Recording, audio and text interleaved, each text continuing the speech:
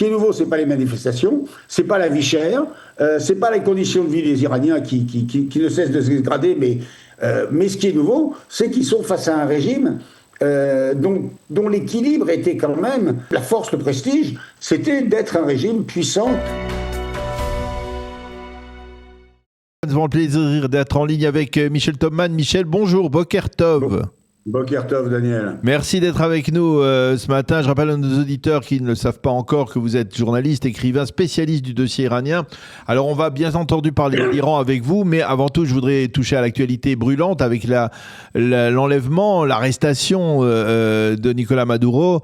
Et à vous savoir, effectivement, si vous, bien entendu, comme le font certains commentateurs israéliens ce matin dans la presse israélienne, vous liez, bien entendu, cette arrestation à ce qui se passe, ce qui pourrait se passer aussi en Iran, si Donald Trump devait peut-être décider, lui aussi, à un certain moment, d'influer sur sur la situation en Iran, peut-être en essayant de destituer le régime des mollahs. Vous pensez que c'est quelque chose qui est réaliste ? Alors écoutez, je pense que ce serait beaucoup plus difficile à réaliser en Iran qu'à réaliser au Venezuela. En fait, ce qui est spectaculaire, ce n'est pas que les États-Unis aient aidé à renverser un dictateur, ils l'ont déjà fait. Ils ont déjà renversé des régimes, instauré des dictatures militaires. Ils ont aidé à renverser Allende en 1973, qui n'était pas un dictateur. C'est la méthode. C'est-à-dire que vous pouvez tout à fait aider des opposants en leur fournissant des armes, une logistique, de l'argent, etc. Mais là, aller capturer un chef d'État qui n'était plus légitime d'ailleurs, puisqu'il avait été battu aux élections, ça nécessite d'ailleurs certainement de grandes complicités au sein de l'appareil d'État vénézuélien, mais c'est une opération qui est très très difficile à réaliser. Alors la différence entre le Venezuela et l'Iran, c'est que l'Iran c'est quand même tout près de la Russie. Et que l'Iran, c'est beaucoup plus, c'est pas dans l'arrière-cour des États-Unis. Vous voyez ce que je veux dire ? Oui. Donc je pense que aller capturer ou aller tuer le guide suprême, c'est plus difficile. Par contre, que les Américains organisent un raid ciblé sur la résidence du guide suprême, parce que finalement c'est lui qui polarise toutes les haines et qui centralise, qui symbolise ce régime, c'est pas impossible. Est-ce que c'est souhaitable pour les Iraniens ? On verra, mais je pense que autant une intervention militaire lourde n'est jamais bonne pour des opposants, parce que ça crée des morts parmi les civils, autant une intervention ciblée, c'est une aide qui peut être bienvenue, qui pourrait être bienvenue pour les Iraniens, voilà. Alors, est-ce que, par exemple, vous pensez que peut-être la semaine dernière en Floride, Donald Trump et Benjamin Netanyahu ont peut-être discuté d'une telle éventualité, d'une possibilité d'affaiblir plus encore le régime des mollahs pour peut-être donner un coup de main, un coup de pouce aux protestataires, aux manifestants qui sont dans les rues ? Écoutez, ma proximité avec Trump et avec Netanyahou n'est pas telle que j'ai été sous la table le jour de leur rencontre, donc je n'en sais rien. Je ne sais pas si Trump n'est pas quelqu'un, n'est pas un stratège, n'est pas un idéologue. C'est un homme qui agit au coup par coup et selon ses intérêts. Trump, ce qui compte pour lui, c'est pas l'intérêt de la démocratie, c'est les intérêts américains au Venezuela. Ça peut coïncider avec les intérêts du peuple vénézuélien, très bien. Par rapport à l'Iran, je pense que c'est quand même une autre paire de manches, tout simplement parce que l'Iran est aujourd'hui totalement collé à la Russie et à la Chine. Et donc l'enjeu serait plus important.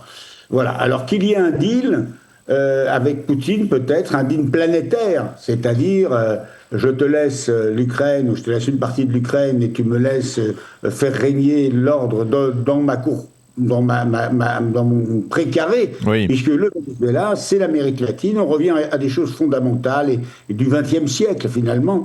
On revient à des choses du XXe siècle où les Américains intervenaient comme chez eux en Amérique latine jusqu'à la fin des années 70-80.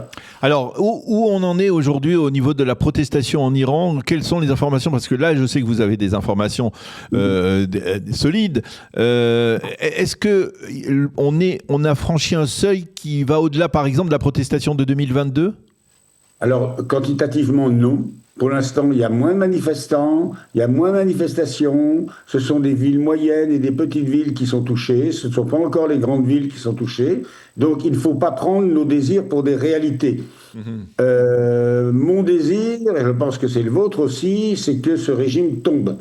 Ça, c'est une évidence, et c'est le désir de la majorité des Iraniens. Ce mouvement est le énième mouvement, parce que je lisais l'autre jour quelqu'un qui disait « Ah, ouais, les Iraniens, pourquoi ils se révoltent pas ?» Ils n'arrêtent pas de se révolter, je dirais même depuis la révolution islamique, depuis le 11 février 1979, dès le lendemain, dès les jours qui ont suivi, il y a eu des révoltes. Et la prise de pouvoir par Khomeini a duré 1 an, et ça a été une guerre civile qui n'a été arrêtée finalement que lorsque la guerre avec l'Irak a pris le relais de la guerre civile. Donc c'est un régime qui est totalement rejeté par environ 80% de la population. Maintenant, de là à le renverser, c'est une autre affaire. C'est un mouvement qui ressemble beaucoup aux différents mouvements qu'on a connus en 2017, 2019. 2022, c'était un mouvement plutôt féministe à son départ. Là, c'est un mouvement plutôt économique à son départ, mais très vite, qui devient immédiatement politique. Les commentateurs qui disent que c'est un mouvement économique, un mouvement contre la vie chère, non, c'est un mouvement contre le régime.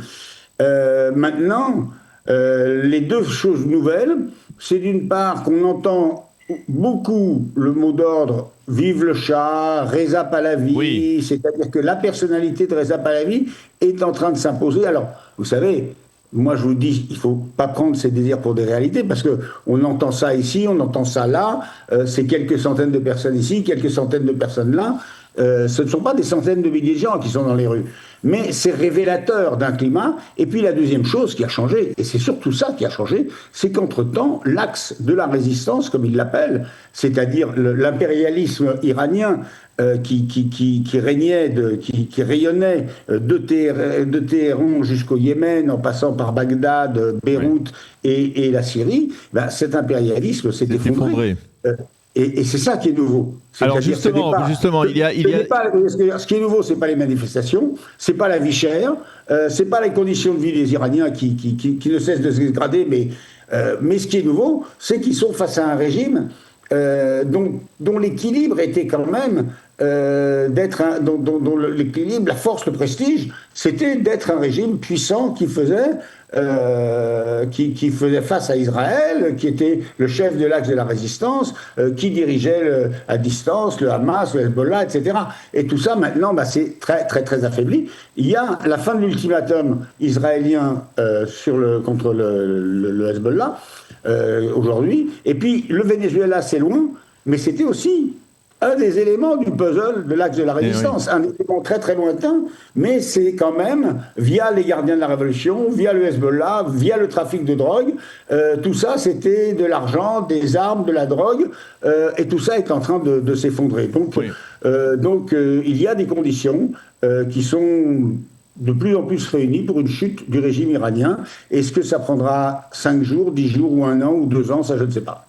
Alors, il y a des informations ici en Israël, vous les avez certainement notées, qui envisagent l'option d'une attaque préventive iranienne contre l'État d'Israël pour justement ressouder ou en tout cas neutraliser ou atténuer la protestation et rassembler, on va dire, le peuple iranien derrière l'Iran qui attaquerait Israël. Vous pensez que justement après le 7 octobre, après la chute des proxys, c'est pas réaliste ?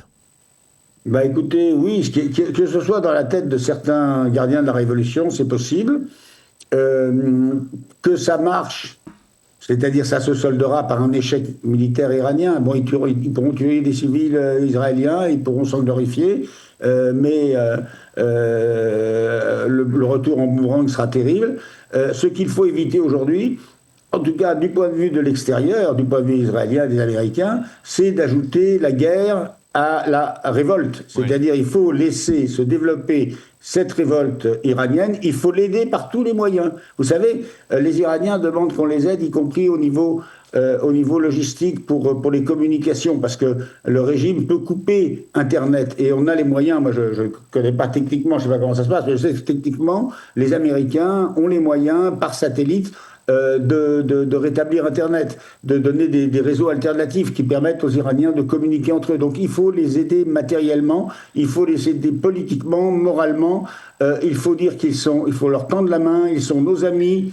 Ils sont d'ailleurs, je dirais, les meilleurs amis des Israéliens dans la région. Et c'est le paradoxe, c'est que le régime qui est le plus hostile à Israël, le dernier régime dans la région qui dit vouloir détruire Israël, a une population qui, paradoxalement, est plus favorable à la démocratie, au monde occidental et à Israël, que dans les pays qui veulent faire alliance avec Israël, comme l'Arabie Saoudite et d'autres pays arabes, où au contraire la population est très hostile à Israël. Différence entre un islam sunnite arabe et un islam chiite, d'ailleurs en grande décrépitude, puisque les mosquées sont vides et que derrière la contestation du régime, c'est aussi la contestation de l'islam, de l'islam ou de la mainmise de l'islam sur la société qui se pose en Iran. Donc je pense qu'il faut se tenir à l'écart, je pense qu'il faut se garder de déclarations du genre le Mossad est derrière les manifestations, parce que ça on leur rend pas du tout service. Ouais. Aidons-les discrètement, ne le faisons pas savoir et soutenons-les. Voilà.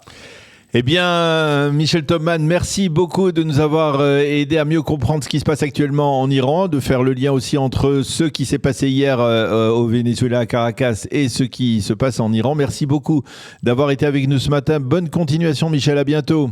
Merci Daniel, à bientôt.